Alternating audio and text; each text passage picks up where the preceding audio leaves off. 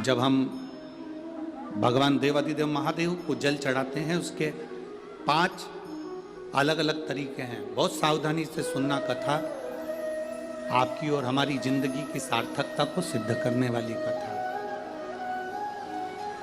आज पंजाब की इस पवित्र भूमि पर अगर यह प्रसंग निकला है तो इसको आप अगर सुनेंगे तो आपका जीवन सार्थक होगा। शिव जी को 5 तरह से जल चढ़ाने का तरीका है। जैसे पंचामृत होता है, दूध, दही, शहद, घी, शक्कर, ये सब पंचामृत के अंतर्गत आते हैं। उसी तरह शंकर जी को 5 तरह से जल चढ़ाने का क्रम वर्णित किया गया।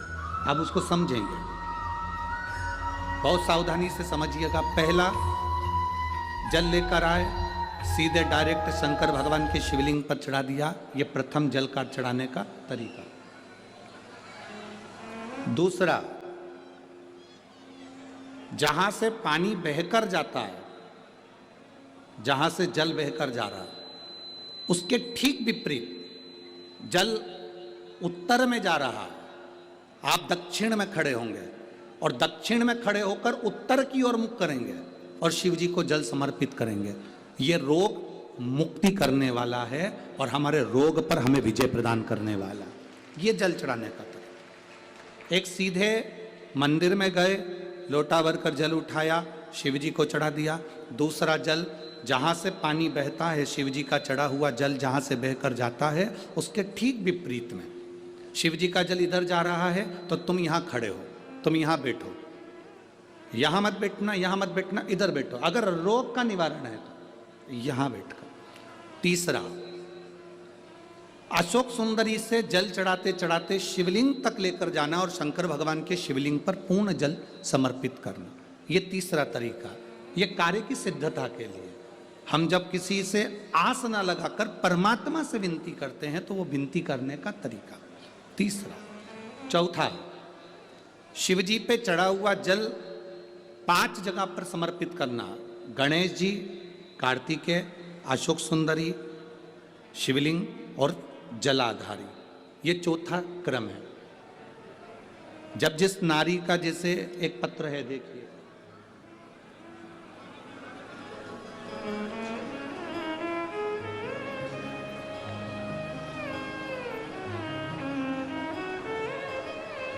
मेरा नाम मोनिका है, मेरे पति का नाम संजय सिंह है।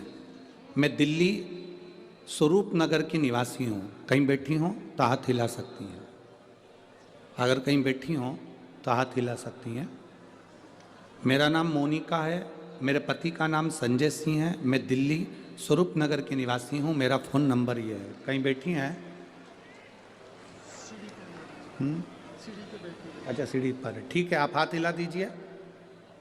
श्री शिवाय नमस्तुभ्यम। ठीक है, कैमरे वालों को दिख गया ना? ठीक है। भोले बाबा की कृपा का मैं क्या वर्णन करूं गुरुदेव।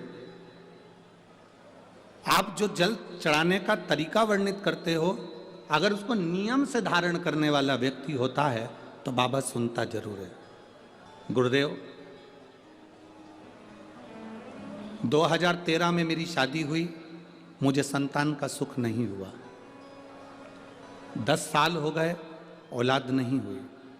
दिल्ली का एक हॉस्पिटल जिसको हम दिखा सकते थे, अच्छे से अच्छा डॉक्टर जिससे हम जांच करा सकते थे, उसके अनुसार हमारे को संतान का सुख नहीं था। आयुर्वेदिक डॉक्टर, अंग्रेजी दवाई, होम्योपैथिक सब कराई, IVF भी कराया तो भी संतान का सुख नहीं आया। आखिरी में डॉक्टर ने कह दिया, इधर उधर मत भटको, तुम्हें संतान नहीं होगी। जिसने जहाँ कहा हम वहाँ पर भी गए, गोदी भरवाई, झोली भरवाई, पर संतान नहीं है। गुरुदेव, मेरे बाबा की कृपा किसको कहते हैं? आपने बेलपत्री के वृक्ष के नीचे जल चढ़ाना, उसमें से जल बचाकर शिव जी को समर्पित करना, सफ़ेद आंकड़े की जड़ का प्रयोग करना, ये बताया था। और मेरे बाबा की कृपा से मेरा गर्भ ठेरा। मेरे बाबा ने मुझे आज 10 साल के बाद औलाद दी है। मैं उसको यहाँ प्रणाम कराने के लिए लेकर आई हूँ, उसको नमन कराने के लिए लाई। बच्चा लाए हैं क्या साथ में? बाबू को लाए हैं क्या? नहीं लाए? ठीक है। मैं प्रणाम करने के लिए लाई हूँ। गुरुदेव बाबा बाबा है, बैठिए बहन। शिव तत्व है, एक जल चढ़ाने का तरीका, शिव जी को हम जो जल चढ़ाते हैं उसका एक तरीका भी हमारी जिंदगी में अगर हमने उसको स्मरण में रख लिया तो हमारे कार्य की सिद्धता को सिद्ध कर देता है, हमें सफलता की ओर लेकर चले जाता है। सीधे जल चढ़ाना, दक्षिण में बैठकर उत्तर की ओर मुख कर कर जल चढ़ाना, अशोक सुंदरी से लेकर शिवलिंग तक जल चढ़ाना, 5 स्थान पर गणेश, कार्तिकेय, अशोक सुंदरी, जलाधारी, शिवलिंग पर जल चढ़ाना 5 स्थान पर, ये चौथे नंबर का। और 5वां जल समर्पित करना,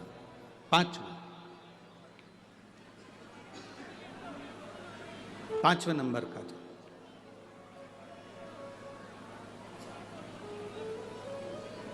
शिव जी को 5म नंबर का जो जल आता है, जो जलाधारी है, ऊपर जिसमें पानी भरा रहता है और नीचे एक एक बूंद टपकता रहता है, जलाधारी में जल समर्पित कर कर उसी जल को बचाकर अशोक सुंदरी वाली जगह पर थोड़ा सा चढ़ाकर उसी में से जल शिवलिंग पर जब हम समर्पित करते हैं तो हम जिस कार्य के लिए जा रहे हैं वो कार्य सफल होता ही है।